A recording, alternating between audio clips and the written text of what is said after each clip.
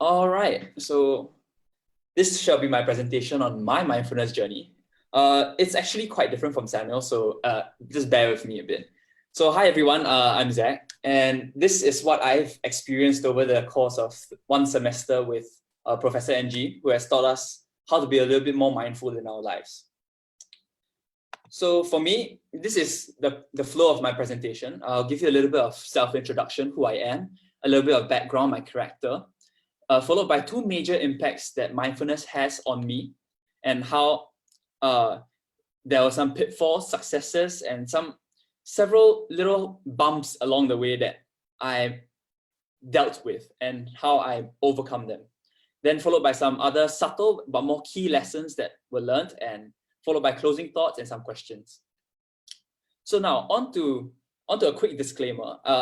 This mindfulness journey that anyone is planning to embark on or have embarked on is a very personal journey. So what we are sharing today entail many lessons, and each of us have very personal lessons learned. However, I would like to say that whatever you learn here can be adapted and should be adapted to your own life and applied in the correct sense. If you're not sure, you can always ask for help. Okay, so a little bit about me. So I'm from a family of 5. I'm the middle child. I have 2 sisters, and both of my parents are very loving and very fair in terms of showing affection to all their children. My mom is what people would term as a tiger mom. So she, like Samuel's parents, always pushes us to do our best, always wants the best for her kids. So I always had like good dessert to eat, was fed very well, always striving for good grades, and she was always not afraid to teach me a lesson when we are outdoors and we've made a mistake. So getting reprimanded was all part and parcel of growing up. Well, on the other hand, my dad was a little bit more patient. He likes to talk things out, and funnily enough, he's a lot more protective in that sense. So when myself or my siblings are getting scolded, my dad will step in and say, hey, let's stop it there. So that's a little bit about my family. Then about myself, I feel like I'm a jack of all trades, master of none, because of how I grew up with the mentality of always trying to try new things, explore the world. So it kind of indirectly affected my attention span when it comes to things. So I would try something, and before long, my attention span would run out, and I would look at about other things and feel like, oh, that's more interesting. So that's how I became a jack of all trades, master of none. I became a little bit more emotionally private because of more sort of culture and how my family is, because my dad is usually away on work and the house is usually dominated by females. So as the only male in the house, I've gotten a little sense of responsibility to be more of a big man in that sense. So that's something a little bit about me. I became a little bit more hard up and emotionally private. And finally, I feel like I'm a little bit of a peacemaker, or I strive towards being one. I really don't like seeing discord between friends, and especially between my family members. So that's a little bit about me, my background. So it's a bit of context setting, so you understand some of the issues that I'm gonna discuss about later. So now I'm moving on into the first major impact that mindfulness has really helped me out with. So, and this is with my family. So with all families, we all have our fair share of unique issues and problems between each other, especially when you spend a lot of time with one another, like during COVID situation right now. So my family is no different. And one way which this tension or this frustration really builds up is between my siblings, which is 1, 2, and 3, and my mom. So my mom has a way of doing things that is part of her character. And sometimes me and my siblings don't really agree with what she says or how she approaches us to do what she wants us to do. So that's how frustration and tension is built up involuntarily, and that is just part and parcel of family dynamics. So on each occasion, this tension will build and build. So mindfulness has come in and helped me to deal and manage this tension that builds up or has already exploded in terms of a family problem. So in that sense, I feel that mindfulness has made me a little bit more self-aware a little bit more sensitive and empathetic towards both my siblings, myself, and my mother. It's unlocked a lot of doors in terms of understanding the issues behind, the main reasons behind certain issues and why they resurface. And it has led to a lot of solutions in terms of our squabbles and disagreements. So one of the examples was how my older sister tends to ignore my mom because she's been using her phone a lot. So they were getting into a rather heated argument. So I took the time to observe the first few minutes to observe what was going on. They kept raising past problems about each other, and I just sat there and observed at first. I didn't want to jump in because I knew from mindfulness that I had to understand and see both sides of the situation. So I tried to empathize, I tried to be sensitive. And then afterwards, when I realized it came to a point where it was a little bit more spiteful rather than constructive in the sense, I stopped them both. I told them, hey, there's nothing constructive going on here. You're just shooting at each other, getting angry at one another. And by doing so, one person's just going to get angry at the other for saying something. And by saying something, the other person gets frustrated because nothing is going into the other person's head. So I told them, why don't you all just stick to the issue and discuss about it civilly? Try to not get so frustrated at one another first. Talk about it, talk it out. Then that way, I slowed the situation down, and eventually everyone understood one another. They stopped, they tried, they took a step back, thought about it, and it really helped them get a clearer picture or view of that issue that they had on hand. And that was just one of the little problems that was faced between two parties, which is my sister and my mom. And that's how I felt for the first time, that mindfulness has really enabled me to help my whole family situation in terms of frustration that has been built up or felt between parties. So yeah, that was just a small step. And now what I plan to do is that I plan to continue mastering such courage to voice out, to tell one another and let one another know that such issues are normal at home, and we have to take the effort to empathize, to understand, and to, of course, reflect about one's actions and try our best to solve any issues that come at home. Yep, so that's with the first major impact. The second one is about myself. So as I've talked a lot about my family, about myself, I'm a little bit more reserved, and a lot of this issue pertains to the negative judgment that happens in my head. So as a little bit of context setting, as I completed NS and headed into university, I knew that there was this subconscious issue of me imposing negative judgment onto some people, even new people, fresh faces that I meet, and letting that judgment affect how I treat and interact with those people. I knew that this was not a good habit. It could be in the sense that when I see somebody in an orientation group that was really loud and seemingly cocky and always tries to grab attention, I'll be like, why is this guy acting this way? There must be some negative intent. So I knew that was not the way to embrace somebody that was new. I barely knew this guy. So I thought about it, I reflected. And this is one thing that is really powerful about mindfulness. It allows you to pull yourself away and reflect about your own thoughts. So that's what I did. I reflected. I thought to myself, what's going wrong? I looked back into my history and I realized that it could be, in this sense, built from school, this character or this habit. So first, I thought, in schools when I was young, I always had this subconscious feeling of wanting to be socially accepted, to be cool, to be the in guy, the popular dude, that kind of thing. And it naturally sort of created a ranking system or an eye to look out for who's cooler or who's not so cool, who's a geek, that kind of thing, and impose such negative connotations to each person and rank them accordingly on a scale. So this thing doesn't build with you being aware of it or conscious about it. It's something that happens in the mind, or at least for myself. So I went through this in my school and it was a lot more implicit than explicit, like I said just now. So it made me develop a habit of perceiving people, ranking them. And then, although I never really acted on these thoughts, my subconscious actions, it affected the way I interacted with them. And it carried on through my national service time and into my university. And only when I met with mindfulness, then I began to realize something was wrong. So after finding out this issue, I continued to learn and probe what was going on in my head. I tried to seek solutions inside class and outside of class. And mindfulness has a great school of thought to tackle this issue. It helps me to organize my reflections and thoughts, to understand and comprehend the underlying reasons for the issue at hand. And one of those key items or key factors that really enabled me to do so is the nine fundamental values, or in our class is 10, because the 10th value is kindness.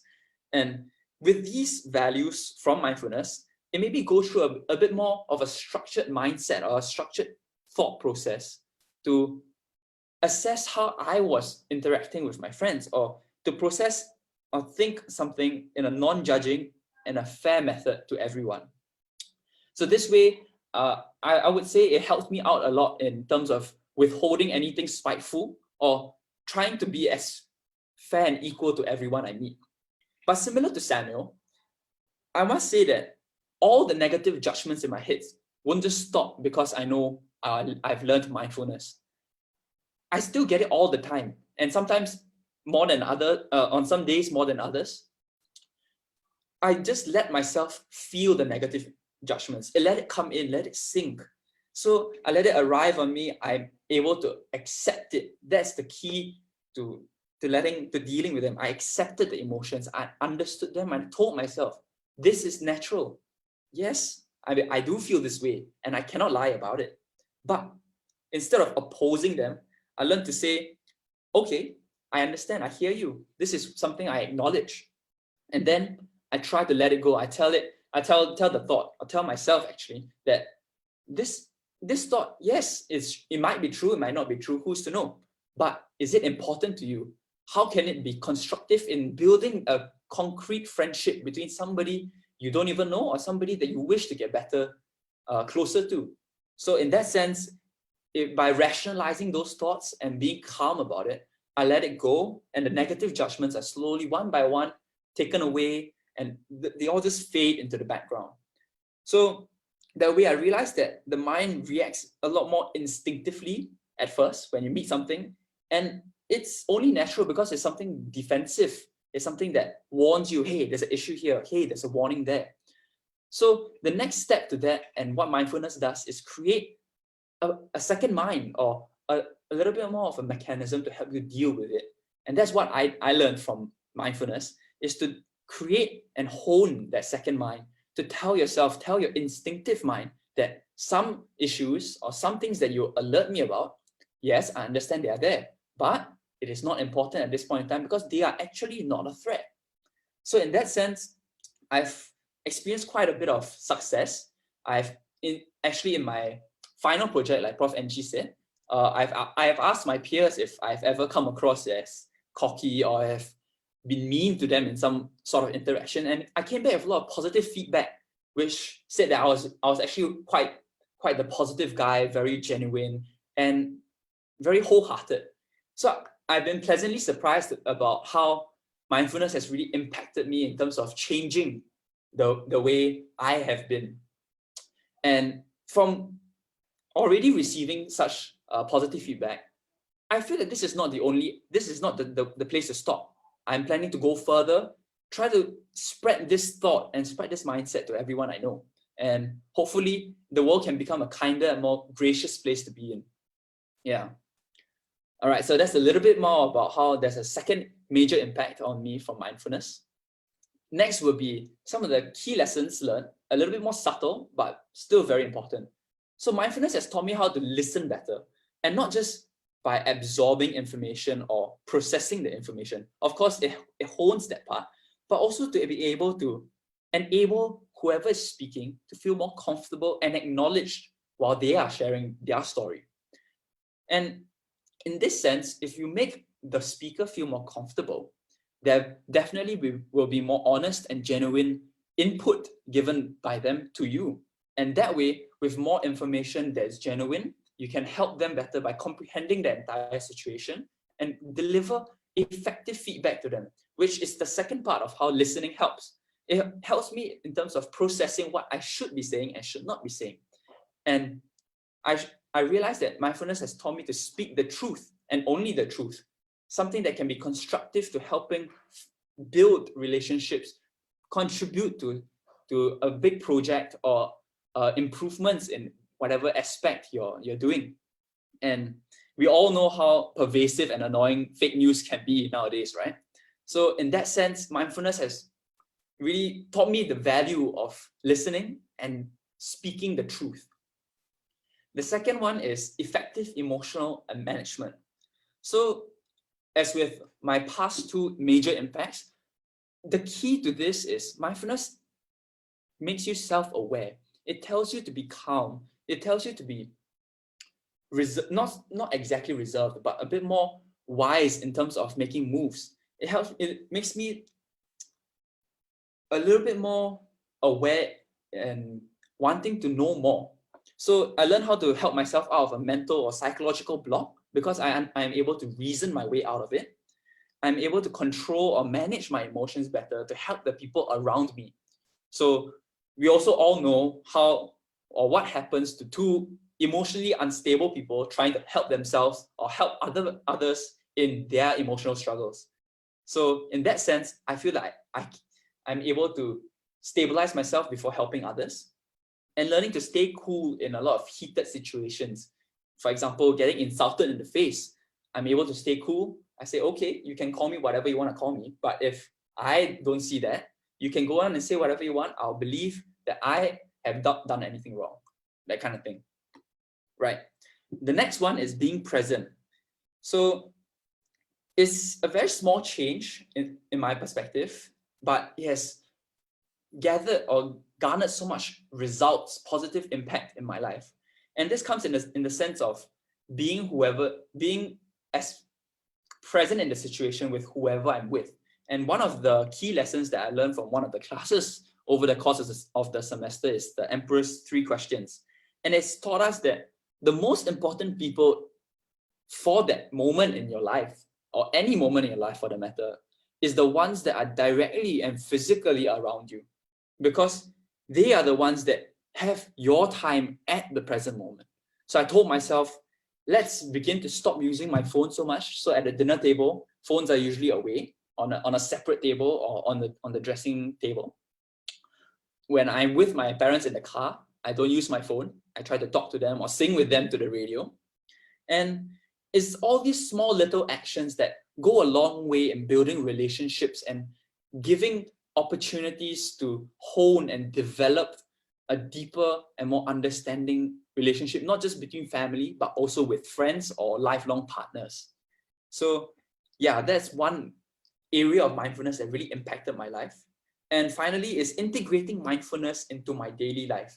As for myself, although I may not always be practicing meditation or maybe reflection or writing, but I try to embrace mindfulness in terms of a more passive mindset in trying to be a bit more, I'll say, collected, calm and collected, improvising and understanding the emotions, employing the 9 fundamental values in my life, as opposed to finding more time or digging out the time that I may not have to go and meditate. But this is just for me. So that's how I try to integrate mindfulness into my daily life. So yes. So in terms of some closing thoughts, I just feel that mindfulness is a really, really strong and valuable lesson that anyone can employ and learn. And I have been already trying to teach a lot of my friends or get my friends to know more about mindfulness, especially so for one of my friends who has been studying medicine. He's been rather stressed. And I told him, hey, if you've been so stressed, I think maybe mindfulness can help you out, because like Samuel said, it helps to deal with stress. It helps you to embrace your frustrations and turn them into motivation or to make you feel better about dealing with the frustrations and stress that's in your life right now. So all in all, I feel more than just the grades and having completed a module in NUS, I feel that having gone through this whole course has changed me as a person for the better and employed me with a lot of tools, psychological tools to help others, and more importantly, help myself when I am feeling down or I'm facing a great obstacle in my life. Yeah. So that's all with my sharing. I'll hand it over back to Prof. NG to host any questions. Thank you, Zach, for that very comprehensive presentation that you shared. And thank you as well for your candidness and the openness. I trust your mom okayed everything that you have said about her on air. And also it will be uploaded on YouTube. So it's going to be forever available to anyone. Okay, one of the questions that have come in is, what drove you to take the mindfulness course? Anything that you wanted to get out of it in particular? For me, I would say what drove me to really go into mindfulness or whatever that pertains towards behavior is how it's actually towards my second major impact, where I noticed how I was behaving and reacting to people, and that really triggered a thing in me, and asked, how come I am reacting to somebody this way? Why am I having this emotion? It is not fair. I understand it's not fair. And how come it's happening? So I read through the course description or the module description, and I saw that mindfulness looks into the mind. How do you remain undefeated in that sense that, why am I feeling like this? And then I don't spiral. Instead, I go towards understanding what is going on in my mind, and then I can better help myself, help others, and treat them with a bit more genuine and kindness, I would say. Yeah. I hope that answered the question. It's a bit of a long story. Thank you. I'm sure many parents wish that their kids are also going to take the course and turn out like you, being so in touch with yourself, insightful, and having a greater awareness of your emotions, your thoughts, as well as how you respond to people. Now, well, there's a question that targeted at to me, but I'm going to let you answer it in another way, basically asking about mindfulness for primary school children. Do you think you would have benefited as much if you took it when you were in primary school or in secondary school instead of being in university? Okay, I think the effects would be rather similar when you apply to secondary school, because puberty will probably hit, and then the mind will be a little bit more curious towards what's happening inside rather than outside. But at least for primary school kids, it is down to how you tell them or you reason with them that mindfulness is something that's important to you. Because for me, I think as a primary school kid, I was more interested in running around, cartoons and toys, as with most kids lah. And for me, when I was young, I actually listened to my mom quite a lot because of how she is, and how she taught me and told me what were important and what were not, what I should be focusing on and what I should not, really shaped how I grew up and how I perceive things. So in this sense, like if you were to teach a primary school kid what is mindfulness and how effective you think it's going to be, I really think that it comes down to how you tell the kid that it's important. You tell them that, hey, this is important because 1, 2, 3, or in whatever sense you try to adapt it to make sure that they understand. So definitely mindfulness will be effective at all levels. It's down to how you apply and teach these kids how to do it and how to embrace the whole mindset and concept of it. Thank you, Zach. And my response to you parents out there who may be listening in and have primary school children, I would say that what's really important is for you to be first mindfulness practitioners, because when you respond to them calmly and you're able to motivate them in a non-imposing and a non-demanding way that stresses them out, then they would want to emulate you. If you send them to us for a mindfulness course, but you are nagging them and even pressuring them, whatever we teach your kids in mindfulness, it's not going to help. So what we're also doing with schools who are approaching us is that we would like to teach the teachers. So the teachers themselves are going to be calm in classroom and not be shouting and showing their frustration with the kids. And when they are calm, classroom will also become. So this is how we would rather approach it. So as much as, we would like to have your kids come and learn, but the effective way is really the adults need to learn and show what the practice really means.